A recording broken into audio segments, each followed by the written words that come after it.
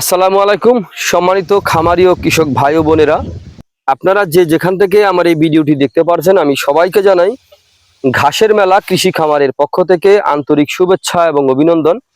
আজকে আসলাম একটি ঘাসের জমিতে আপনাদেরকে দেখানোর জন্য। আমি যে জমিতে দাঁড়িয়ে আছি এই ঘাসটার নাম হচ্ছে যারা ওয়ান হাইব্রিড ঘাস। এই ঘাসটা ডক্টর জহুরুল ইসলাম স্যারের হাত ধরে চীন থেকে আমাদের বাংলাদেশে প্রায় ষোলো থেকে 18 বছর আগে কিন্তু বাংলাদেশে এসেছে।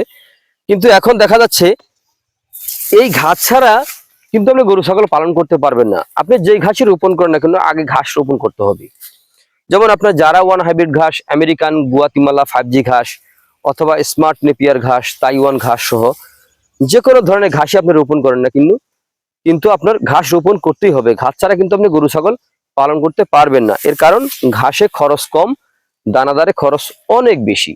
আপনার খামার গড়ার অন্ততপক্ষে 2 থেকে 3 মাস আগে ঘাস চাষ করতে হবে। অথবা যে সকল ভাইরা খামার গড়েছেন অথবা 2-1টি গরু ছাগল পালন করতেছেন, আমি বলবো আপনারা অবশ্যই আগে ঘাস রোপণ করবেন।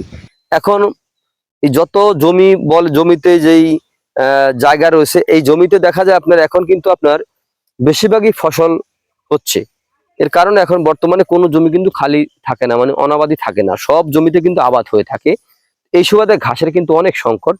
এই বিধায় আপনারা যদি এই ঘাস যদি আগে চাষ করতে পারেন তাহলে কম সময়ের মধ্যে আপনার খামারে আপনি সফলতা অর্জন করতে পারবেন। তো প্রিয় বন্ধুরা, আপনারা যদি আমার চ্যানেলে নতুন হয়ে থাকেন তাহলে আমার চ্যানেলটিকে সাবস্ক্রাইব করে পাশে থাকবেন। তো সকলে ভালো থাকবেন, সুস্থ থাকবেন। আল্লাহ হাফেজ।